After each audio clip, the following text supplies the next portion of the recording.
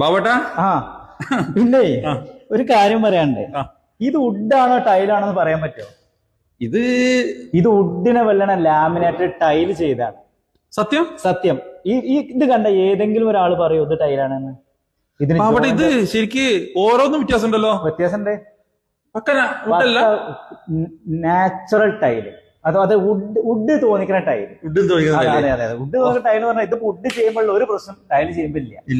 കാരണം ഇളകണ പ്രശ്നമോ ചെതെടുക്കണ പ്രശ്നമോ ഇതിന് ഗ്ലേസിംഗ് പോണ പ്രശ്നം ഒന്നുമില്ല. അടിപൊളി സാധനമാണ് ഈ സാധനം.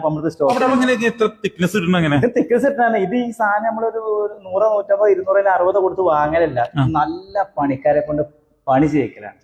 45 അടിച്ച് ചെയ്യണം, 40 അടിച്ച് ചെയ്യണം, തിക്നെസ് കൂട്ടി ചെയ്യണം.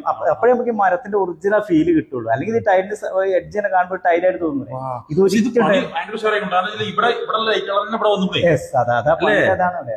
അങ്ങനെ ചെയ്യണം.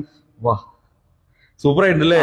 ഇതൊരു അറിയാത്ത ഒരാള് ഇത് കണ്ടു കഴിഞ്ഞാലേ ഇത് മരമില്ലാന്ന് പറയാൻ കഴിയില്ല. കാരണം ഫസ്റ്റ് വന്നപ്പോ ഇക്കനൊരു കൺഫ്യൂഷൻ ആയി, ആരാണോ നമ്മുടെ ടൈൽ തന്നെയാണോ അതോ മരം? കാരണം ഈ ടൈൽ നമ്മൾ ഷോപ്പിൽ നിന്ന് കാണുന്നതും ഇതിൽ കോണിയിൽ ചെയ്ത് കാണുന്നത് നമ്മൾ ഭയങ്കരമാണ്. സ്റ്റോക്ക് ഉണ്ട്. സ്റ്റോക്ക് ഇല്ലാത്ത പ്രശ്നം ഉണ്ടാവലുണ്ട്. പിന്നെ ആൾക്കാർക്ക് സ്റ്റോക്ക് ഉണ്ടല്ലോ. ആരെങ്കിലും ആവശ്യം പെട്ടെന്ന് കോൺടാക്ട് ചെയ്തോളൂ. കോണി നമുക്ക് അടിപൊളിയാക്കാം അല്ലെ റഹീമേ? എങ്ങനെയുണ്ട്? സൂപ്പർ അല്ലേ? ഏത് ഗ്രാനൈറ്റ് മാറി നിൽക്കട്ടോ.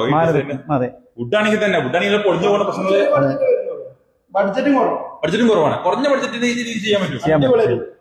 അപ്പൊ ഞാൻ നമ്പർ കൊടുക്കാം. ആരെങ്കിലും ആവശ്യം പെട്ടെന്ന് കോൺടാക്ട് ചെയ്യും.